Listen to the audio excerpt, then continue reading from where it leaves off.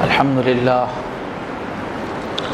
لله وكفى وسلام على عباده الذين اصطفى أما بعد قال الله تبارك وتعالى أعوذ بالله من الشيطان الرجيم بسم الله الرحمن الرحيم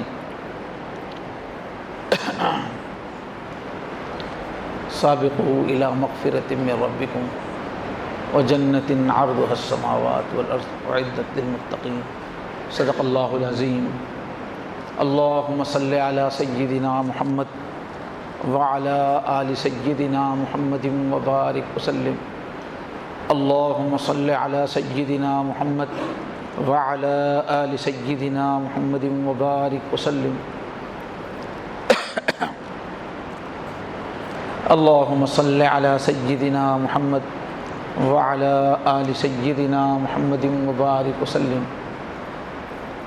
بہت ہی احترام، عزت، اکرام کے لائق ایمانی بھائیوں، بزرگوں، عزیزوں، دوستوں، اللہ تعالیٰ کا بہت بڑا انعام ہے کہ پھر ایک بار ہماری زندگی میں رمضان کا مبارک مہینہ آ گیا ہے۔ اس کے بارے میں تھوڑی سی گفتگو گزشتہ جمعہ ہوئی کہ جب سے دنیا بنی ہے انسان اور شیطان میں لڑائی چل رہی ہے۔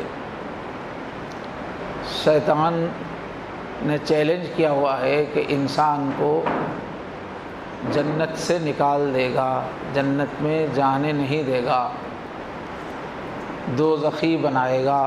یہ شیطان کا چیلنج ہے، پہلا انسان پیدا ہوتے ہی حضرت آدم کے۔ تو شیطان اپنی پوری صلاحیتوں کے ساتھ، اپنے پورے لشکروں کے ساتھ انسان کو گناہ کروانے اور جہنمی بنانے کی کوشش میں لگا ہوا ہے، اور انسان جو ہے جہنم سے بچنا چاہتا ہے، جنت میں جانا چاہتا ہے۔ تو اس میں اللہ تعالیٰ کی تائید کلمے والوں کے ساتھ ہے کہ انسانوں میں سے جو بندے اللہ کو اپنا رب مانتے ہیں، اپنا مالک مانتے ہیں، اپنے کو اللہ کا بندہ مانتے ہیں، ان کے ساتھ اللہ کی تائید ہے کہ شیطان ناکام ہو جائے اور یہ کسی طرح دوزخ سے بچ جائے، جنت میں چلے جائے۔ اس کے لیے اللہ نے بہت ہی زبردست انتظام جو کیا ہے وہ ہے رمضان کا مہینہ۔ چنانچہ حضرت علی فرماتے تھے کہ اب رمضان کا مہینہ اللہ نے جو رکھا ہے تو اب کسی مسلمان کا دوزخ میں جانا مشکل ہے۔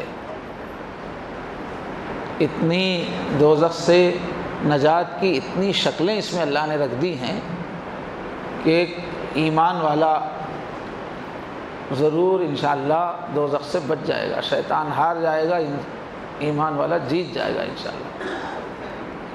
تو اللہ تعالیٰ نے بہت ساری چیزیں ایسے اس میں رکھ دیں کہ کسی طرح ہمارا بیڑا پار ہو جائے۔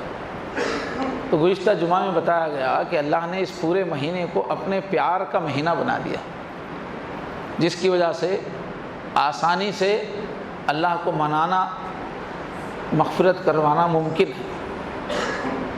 اس لیے اس مہینے کی قدر کر کے اللہ کی محبت، رحمت سے فائدہ اٹھا کے خوب معافیہ مانگنا چاہیے کہ اللہ آپ نے ہم کو بڑی عزت عطا فرمائی، اشرف المخلوقات بنایا، اور پوری زندگی کی حقیقت بھی نبی کریم صلی اللہ علیہ وسلم کے ذریعے سے ہم کو سمجھا دی۔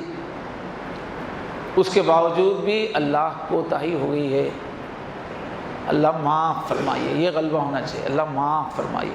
جتنی عزت آپ نے دی، جتنی محبت آپ نے دی، ہم نے اس کی قدر نہیں کی۔ جتنی بہترین جنتوں کی دعوت آپ نے دی، ہم نے اس کی قدر نہیں کی۔ جتنا نبیوں کو بھیج کے ہم کو آگاہ کیا، چوکنا کیا، بیدار رکھا، ہم نے اس کو بھلا دیا۔ ہم دنیا کے چھوٹے چھوٹے فائدوں کے پیچھے اندھے ہو گئے، چھوٹی چھوٹی لذتوں کے پیچھے سب کچھ بھول گئے۔ دنیا کی چھوٹی چھوٹی پریشانیوں کو ہی ہم نے دل اور دماغ پہ طاری کر لیا، جیسے وہ بھی ایک جہنم کی سی بڑی مصیبت ہے۔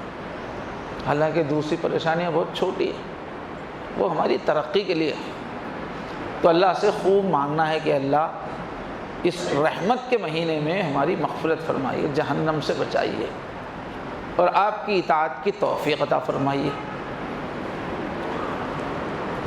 اللہ کی اسی رحمت کا ایک حصہ یہ ہے کہ پورے فرشتے روزے داروں کے لیے دعا کرتے رہتے ہیں، پوری آسمانی مخلوقات، ہوائی مخلوقات، سمندری مخلوقات، سب ہماری مغفرت کے لیے دعا کرتے رہتے ہیں۔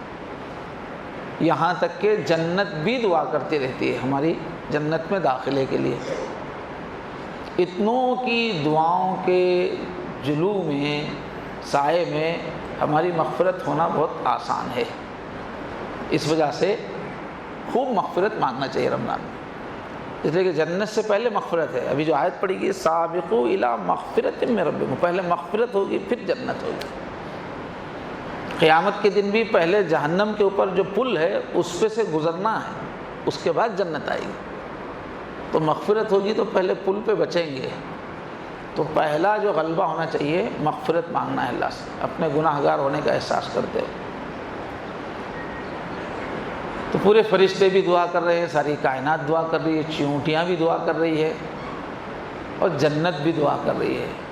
اس لیے ہم بھی زیادہ مغفرت کی دعا، جنت کی دعا کریں، تاکہ ان کی دعائیں ہماری دعائیں مل جائیں، ہمارا کام بن جائے۔ اس لیے زیادہ دعاؤں پہ زور دیجیے، دوزخ سے پناہ مانگنا، اللہ سے جنت مانگنا۔ اور ایک اللہ تعالیٰ نے، اللہ کے نبی نے فرمایا کہ اللہ نے اس مہینے کو جنت کی تقسیم کا مہینہ بنا دیا۔ سال بھر سجا کر رمضان میں پیش کر دی جاتی ہے، تقسیم ہوتی ہے۔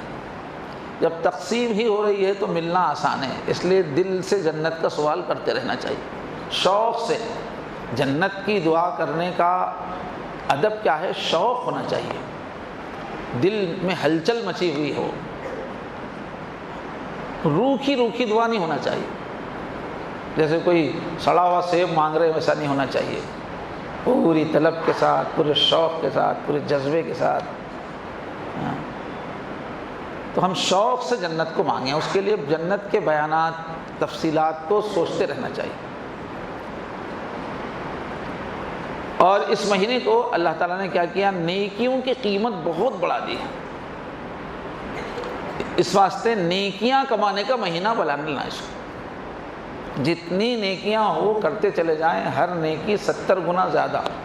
70 کا لفظ کثرت کے لیے عربی میں صرف 70 مطلب نہیں ہے اس کا، تو ہم بے شمار نیکیاں کما سکتے ہیں۔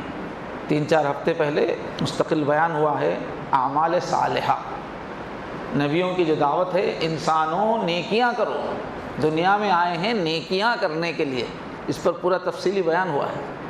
دنیا میں ہمارا کرنے کا کام، ہماری کمائی اعمال ہے، نیک اعمال۔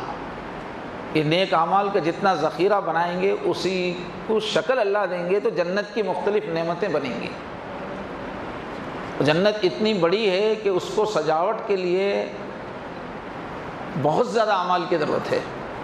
تو ایک مومن کی زندگی کا رات دن کا جو مشغلہ ہے، اعمال اعمال اعمال، نیکیاں نیکیاں نیکیاں، ہر لائن کی نیکیاں، عبادتوں کی لائن کی نیکیاں، اور اللہ تعالیٰ سے اچھی کیفیات والی نیکیاں، ایمان والی نیکیاں، اور معاملات میں لوگوں کے ساتھ ہمارے سلوک میں نیکیاں۔ جتنا زیادہ ہم اپنے معاملات کو صاف رکھ سکتے ہوں، اپنے کاروبار کو صحیح رکھ سکتے ہوں، حلال روزی کی فکر، اس کے اندر نیکیاں خوب کمانا چاہیے۔ اپنے پیشے کو نیکی کمانے کا ذریعہ بنانا، نیکی کمانے کے لیے ہمارا ہر پیشہ، دنیا کا تو ہم جو بھی اپنے پیشے کی تنخواہ لیتے ہیں وہ ایک بونس ہے، اصل ہمارا مقصد کیا ہے؟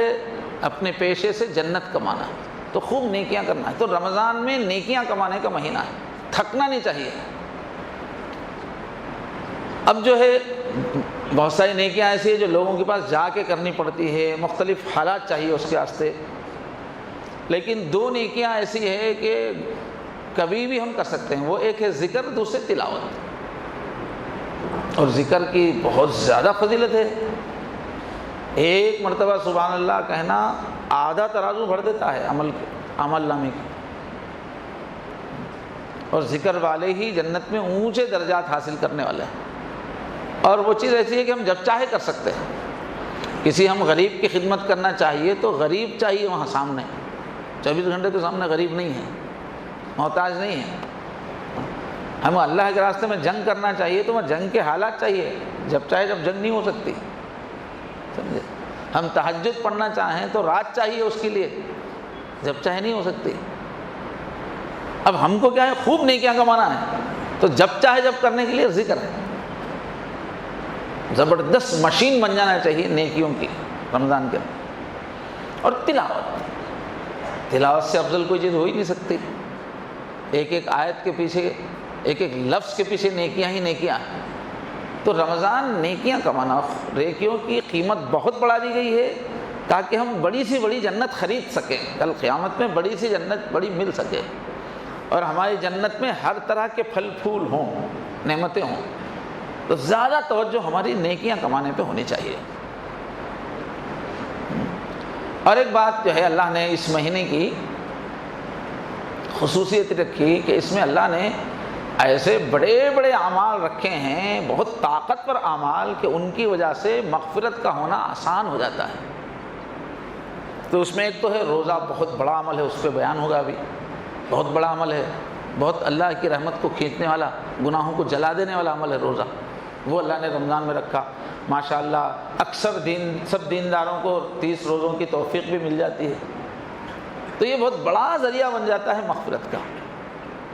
دوسرے، رمضان میں جو قرآن ہے، قدم قدم پہ قرآن کی تلاوت کی توفیق بھی ملتی ہے، تراویحیں بھی ہوتی ہیں۔ تو قرآن بھی ایک بہت بڑا طاقتور عمل ہے جو انسان کی مغفرت کرواتا ہے اور جہنم سے بچاتا ہے۔ اور تیسرے، اللہ نے رمضان میں شب قدر رکھ دی ہے، جس میں ایک رات میں گویا ایک زندگی کی کمائی ہو سکتی ہے۔ پوری ایک زندگی، 100 سالہ زندگی نیکی، عبادت، تقویٰ میں گزار کر جو مقام حاصل کر سکتا ہے، وہ ایک شب قدر میں حاصل کر سکتا ہے۔ تو اس طرح اللہ نے کم وقت میں ہمارا بیڑا پار ہو جائے، شیطان کی سال بھر کی محنت زیرو ہو جائے، اور ہم مہینے بھر کے اندر اس پہ بھاری ہو جائیں، سب چیز مٹ جائے، ختم ہو جائے۔ اللہ نے اس کا انتظام کیا۔ تو اس مہینے کی ہم کو دل کھول کے پوری قوت سے قدر کرنی چاہیے، رات دن محنت کرنی چاہیے، منصوبہ بندی ہونی چاہیے۔ اور ایک چیز کیا ہے، دنیاوی بھی نعمتیں دینے کا وعدہ ہے۔ دن میں ایک دعا قبول ہوگی، رات میں ایک دعا قبول ہوگی، تو 60 چیزیں ہم مانگ سکتے ہیں۔ ہماری زندگی کی ضرورتیں جو بڑی بڑی ہوتی ہیں وہ 10-12 کے اندر ہی رہتی ہے، 60 نہیں رہتی، لیکن 60 دعائیں قبول کرنے کا وعدہ ہے۔ تو دنیا کی بھی جتنی چیزیں حاصل کرنا ہے، تڑپ رہے ہیں، وہ دل لگا کے مانگ لینا چاہیے۔ خوب مانگنے کا مہینہ ہے۔ اور اللہ تعالیٰ سے جس طرح سے مغفرت مانگنے سے اللہ خوش ہوتے ہیں، ایسے ہی اللہ تعالیٰ سے مکان مانگنے سے بھی اللہ خوش ہوتے ہیں، کپڑے مانگنے سے بھی اللہ خوش ہوتے ہیں، بچوں کی تعلیم مانگنے سے بھی اللہ خوش ہوتے ہیں۔ کچھ بھی آپ مانگیے، جب بھی آپ مانگیں گے تو اللہ اس سے خوش ہوتے ہیں۔ اس لیے جو ہے اپنی ضروریات بھی بہت رمضان میں دل لگا کے مانگنا چاہیے۔ بہرحال پہلی چیز جو رمضان کے ساتھ سب سے نمایاں ہے وہ ہے روزہ، جو اسلام کا رکن ہے، پلر ہے ایک دم۔ احکام تو ہزاروں ہیں لیکن یہ پلر ہے، یہ 5 پلروں پر اسلام کھڑا ہوا ہے، اس میں سے ایک پلر ہے روزہ، رکن کی حیثیت ہے۔ اس لیے اس میں ذرا سی بھی غفلت نہیں ہونی چاہیے۔ فرض کر دیا گیا ہے، 1000 فرضوں سے بڑھ کر ہے، کسی بہانے کو سامنے آنے نہیں دینا چاہیے، ہمت سے کام لینا چاہیے۔ روزہ رکھنا ہر ایک ضروری سمجھے، نہ گرمی سے ڈرے، نہ اپنی مصروفیت سے ڈرے، چھوٹے چھوٹے بہانوں کو رکاوٹ نہ بنائے۔ مر نہیں جائے گا، صحت اچھی ہوگی۔ جو بھی روزے رکھے گا 30 دن انشاءاللہ بہت زبردست صحت کو فائدہ ہوگا۔ اس واسطے روزوں کے بارے میں ذری سی بھی کوتاہی نہیں ہونا چاہیے۔ تو تھوڑا روزے کے تھوڑے فضائل تازہ کر لیں۔ فرمایا کل عمل ابن آدم یضاعف الحسنۃ بعشر امثالها الى 700 ضعف۔ کہ انسان کے ہر عمل کو اللہ تبارک و تعالیٰ دگنا تگنا کم سے کم 10 گنا زیادہ ثواب دیتے ہیں، یہاں تک کہ 700 گنا تک دیتے ہیں۔ قرآن میں 700 کی مثال ہے، تو 10 گنا سے زیادہ 700 گنا تک کا وعدہ ہے۔ لیکن قال اللہ تعالی الا الصوم، مگر روزے کا معاملہ ایسا نہیں ہے کہ دگنا تگنا 10 گنا 700 گنا ثواب نہیں ہے۔ اس میں کیا وعدہ ہے؟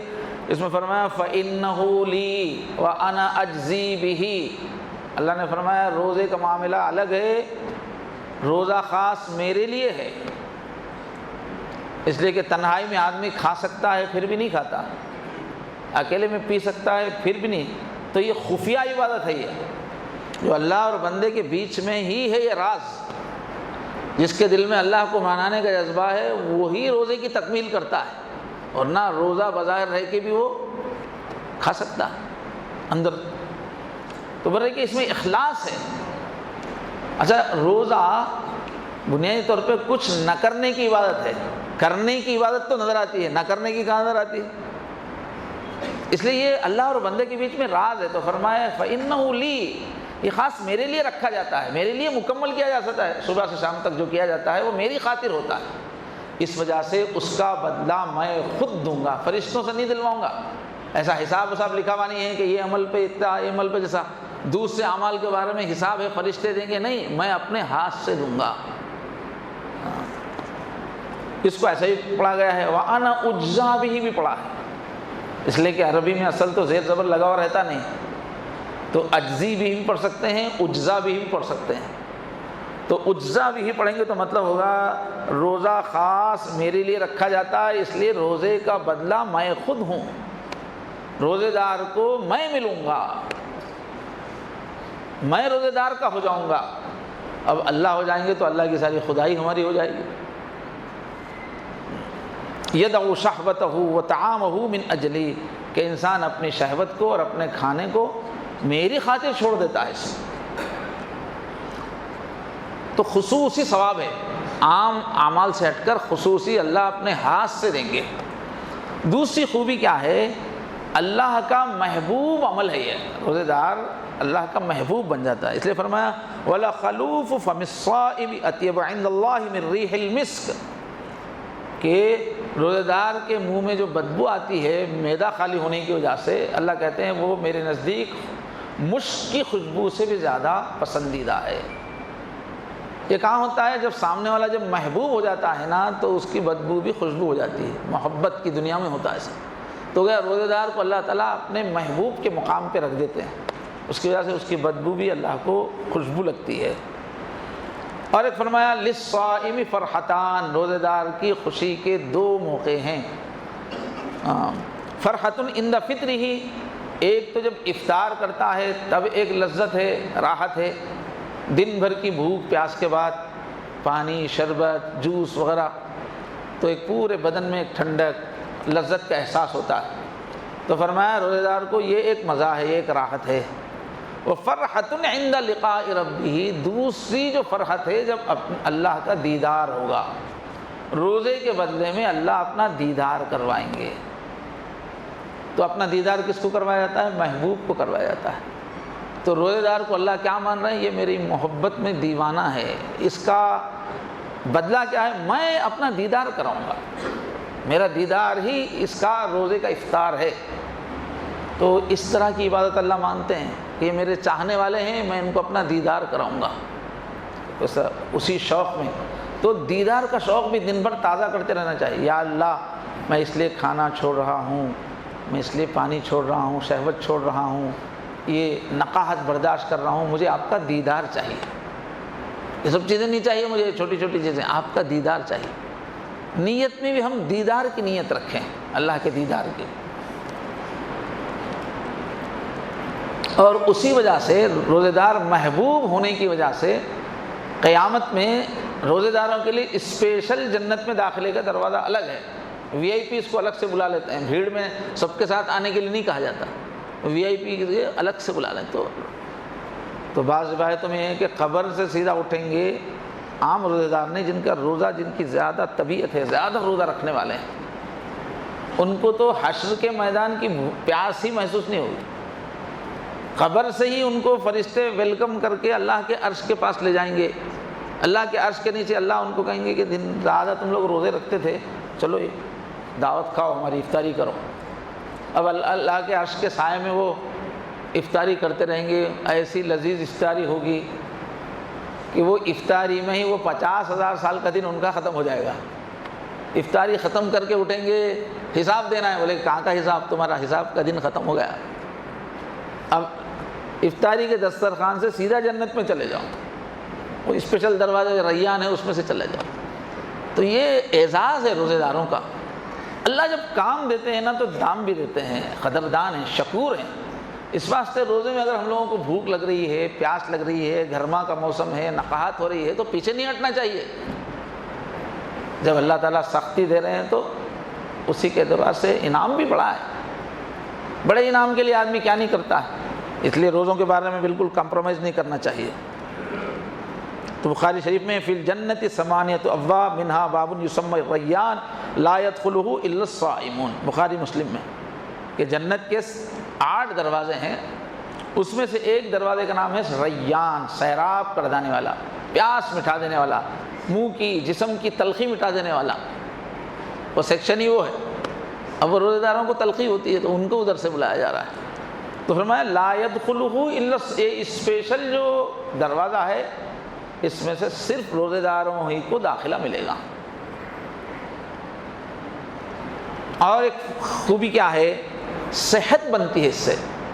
آج موقع نہیں ہے اس میں تفصیل، ورنہ اس پہ 1 گھنٹے کا بیان ہو سکتا ہے کہ سائنٹیفک اعتبار سے روزے کے کتنے صحت کے اعتبار سے فائدے ہیں۔ حضور نے فرمایا اغزو تغنمو، جنگ کرو، مال غنیمت ملے گا۔ صومو تصحو، روزے رکھو، صحت ملے گی۔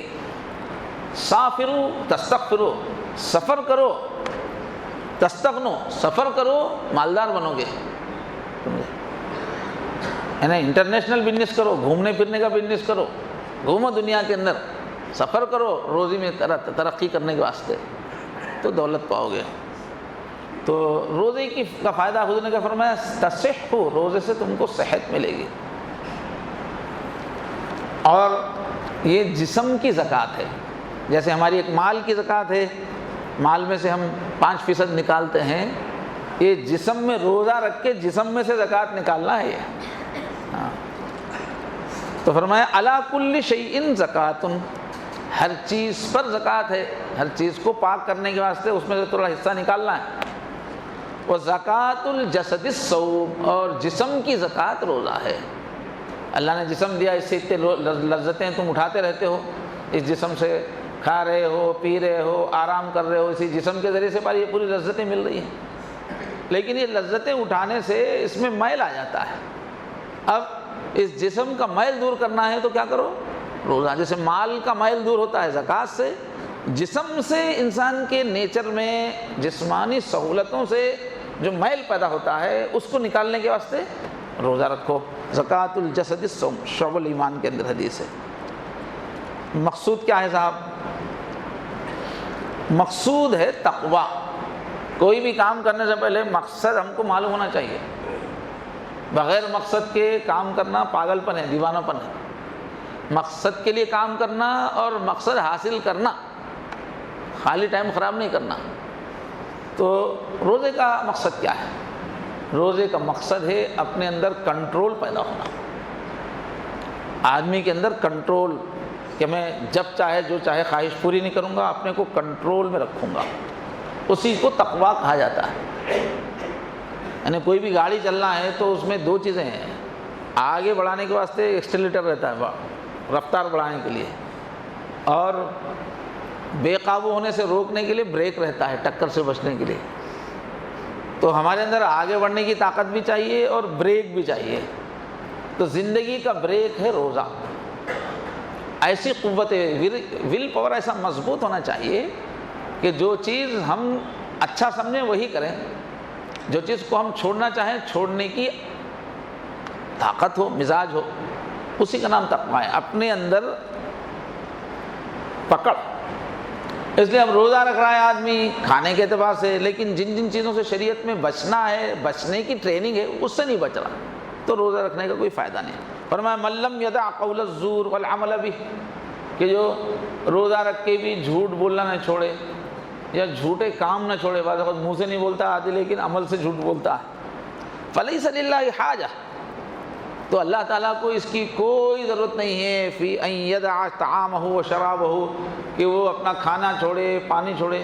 اس کے کھانا چھوڑنے سے کچھ اللہ تعالیٰ کے خزانے میں بچت نہیں ہو رہی، اس کے پانی نہیں پینے سے اللہ کے بنائے ہوئے پانی میں کچھ بچت نہیں ہو رہی ہے.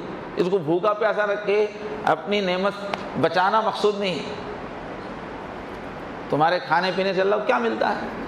تو اللہ کو کوئی ضرورت نہیں تمہارے بھوکے رہنے کی، اگر تم روزے میں گناہ سے بچنے کی ٹریننگ نہیں کرتے ہو.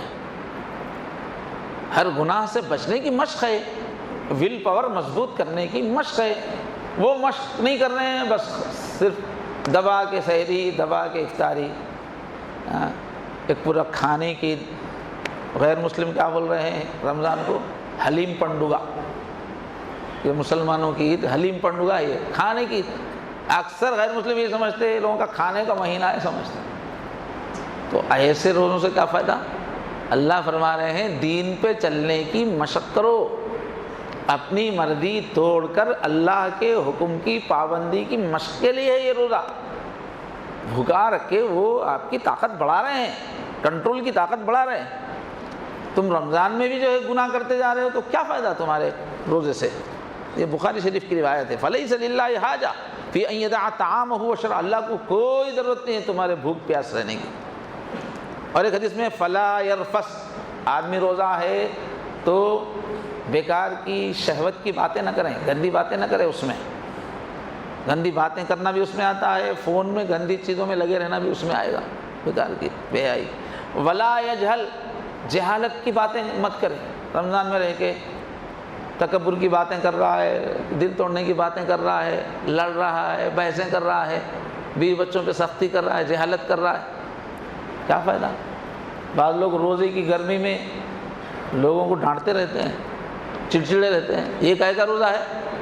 تمہارے اندر کا کہ جہالت نکالنے کے لیے روزہ رکھوایا جا رہا ہے، تم رمضان میں روزے میں جہالت کا مظاہرہ کر رہے ہو. کنٹرول رکھو.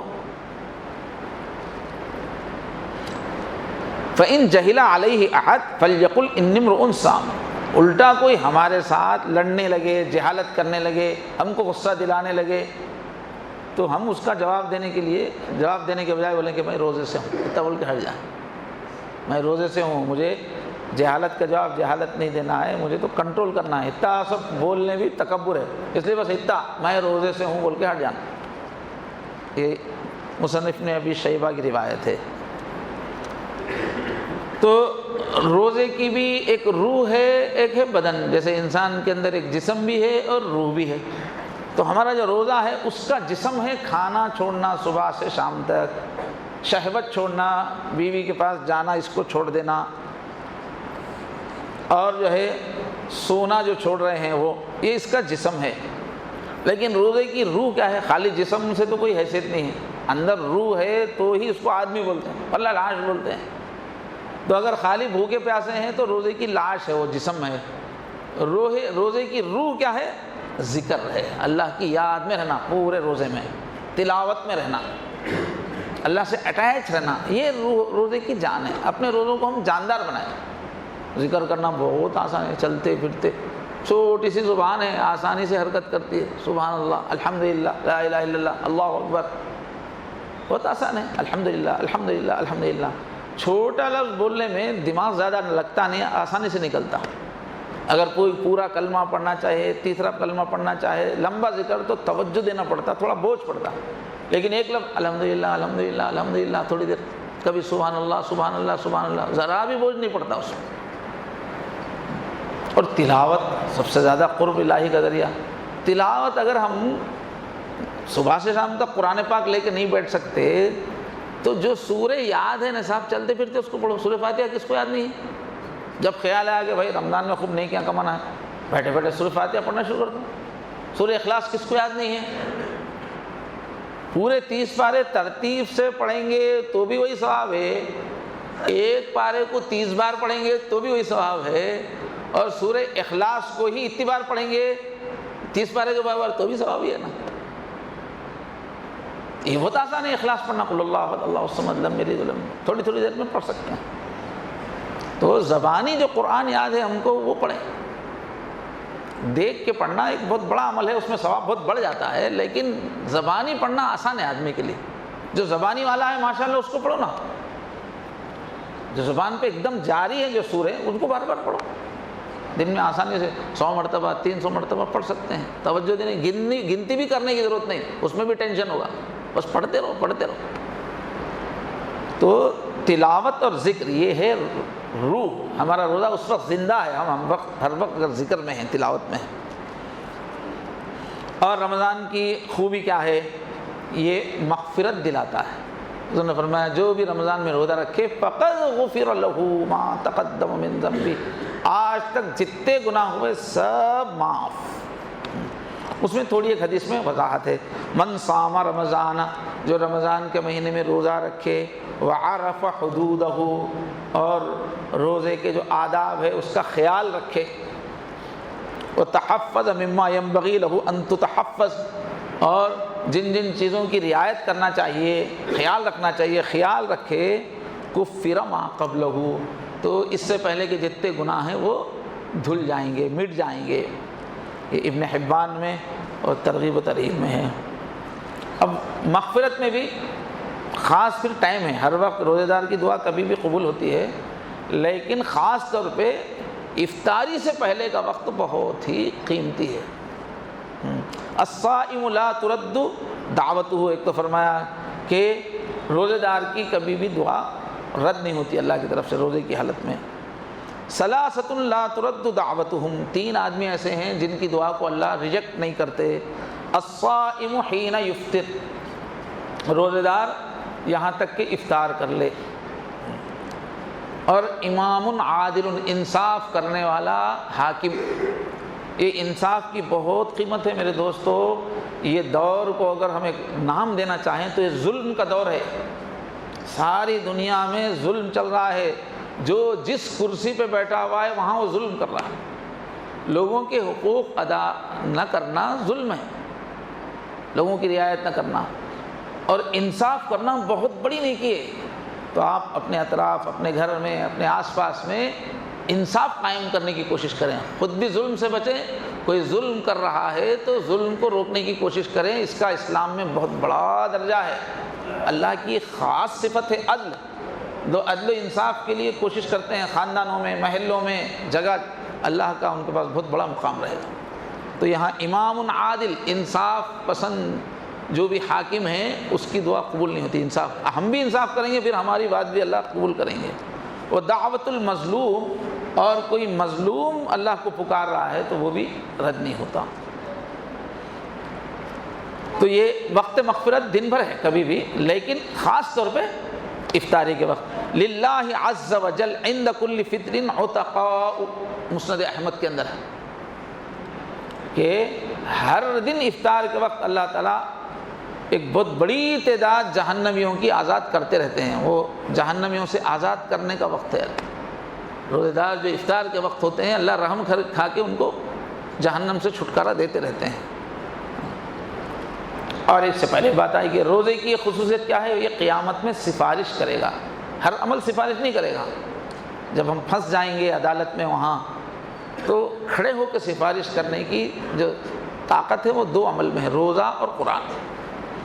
الصیام والقرآن یشفعان العبد، کہ روزہ اور قیام سفارش کریں گے انسان کی، بندے کی۔ یقول الصیام ای ربی منعتہ الطعام والشہوات بالنہار، روزہ بولے گا کہ دن بھر میں نے اس کو لذتوں سے روکا ہے، خواہشات سے روکا ہے، شہوتوں سے روکا ہے، اس لیے اللہ اس کے بارے میں میری سفارش قبول فرمائیے، شفعنی فی۔ اور قرآن چونکہ رات میں تراویح میں پڑھایا جاتا ہے، اکثر تہجد میں پڑھا جاتا ہے، رات میں اصل زیادہ صحابہ قرآن پڑھتے تھے، تو منعتہ النوم باللیل، رات میں سونے نہیں دیا میں نے اس کو، 2 گھنٹہ اس نے تراویح پڑھی ہے، پھر تہجد میں قرآن پڑھا ہے، میں نے اس کو رات میں سونے سے روک دیا، اس واسطے اس کے بارے میں میری سفارش اللہ پاک قبول فرما لیجئے۔ فیشفعان، تو دونوں کی سفارش اللہ قبول کر لیں گے، مسند احمد کی روایت۔ تو اور کیا ہے، صفات ساری کائنات کی مخلوقات بھی سفارش کرتے ہیں روزے دار کی۔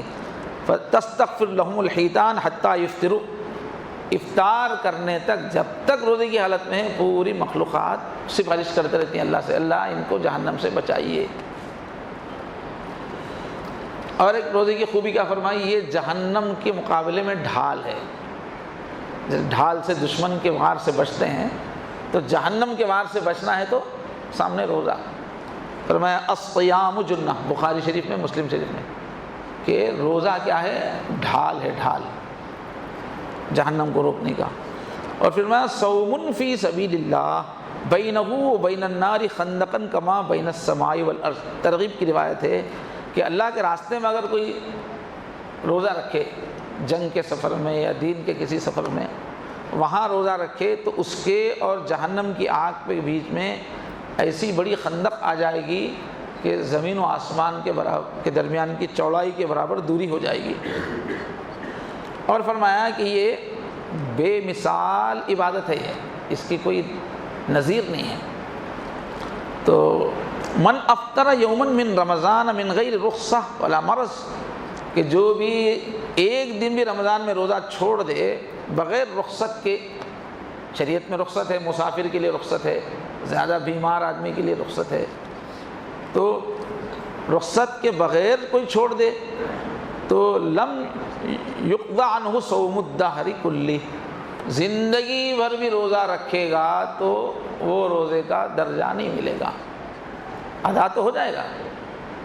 روزہ کسی نے رمضان میں نہیں رکھا، بعد کے دنوں میں ایک روزہ رکھے گا تو روزہ ادا ہو جائے گا، مگر رمضان کے روزے کا جو مقام ہے، جو مرتبہ ہے، جو ثواب ہے، وہ نہیں مل پائے گا۔ تو کہہ رہے ہیں کہ زندگی بھر روزہ بھی رکھے تو وہ اس کی قضا نہیں ہو سکتی، وہ انسان ہو۔ یہ ترمذی کی روایت ہے۔ اور ابو امامہ رضی اللہ عنہ سے روایت ہے کہ انہوں نے آ کے اللہ کے نبی سے درخواست کی، دلنی علی عمل، اے اللہ کے نبی مجھے کوئی عمل بتائیے، اچھا عمل بتائیے، طاقت پر عمل بتائیے، پوچھنے کا مطلب کوئی ایک عمل مجھے بتائیے۔ تو حضور نے فرمایا علیک بالصوم، روزہ رکھنے کی پابندی کرو، عام دنوں میں بھی روزہ رکھو۔ فإنہ لا عدل لہ، اس لیے کہ روزے کی برابری کوئی عمل نہیں کر سکتا۔ تو بہرحال اللہ تعالیٰ نے اپنے کرم سے یہ رمضان عطا فرمایا اور ایک اجتماعی ماحول بن گیا، ہمارے لیے روزہ رکھنا آسان ہو گیا۔ تو یہ مگر ہے بہت زبردست عبادت ہے، بہت بڑی عبادت ہے، گناہوں کو جلا دیتی ہے، اللہ کا محبوب بنا دیتی ہے۔ تو بہتی گنگا میں ہاتھ دھونا ہے، سب رو رہے، رکھ رہے ہیں، ہم بھی رہ لیں، اور عام دنوں میں بھی روزے کی دعائیں مانگ لینا چاہیے۔ آج کل صحتیں بھی خراب ہے، اس کا بھی علاج روزہ ہے، اور کھانا بھی بہت زیادہ دنیا کے اندر عام ہو گیا ہے، کھانے کی چیزیں بہت زیادہ عام ہو گئی ہیں، تو اس سے بھی روحانی بھی نقصان ہو رہا ہے، جسمانی بھی نقصان ہو رہا ہے۔ تو غیر رمضان میں بھی روزوں کی توفیق کے لیے ہم دعا مانگیں۔ تو اللہ کے کرم سے اللہ نے بہت شاندار تحفہ دیا ہے، ہم سب اللہ تعالیٰ توفیق عطا فرمائے کہ پورے آداب کے ساتھ، توجہ اللہ کے ساتھ، ذکر الہی کے ساتھ، اطاعت کے ساتھ، گناہوں سے بچتے ہوئے خوب عبادت کے ماحول میں ان روزوں کو پورا کریں۔ اللہ تبارک و تعالیٰ روزے کی پوری برکتیں عطا فرمائے۔ وآخر دعوانا الحمدللہ رب العالمین۔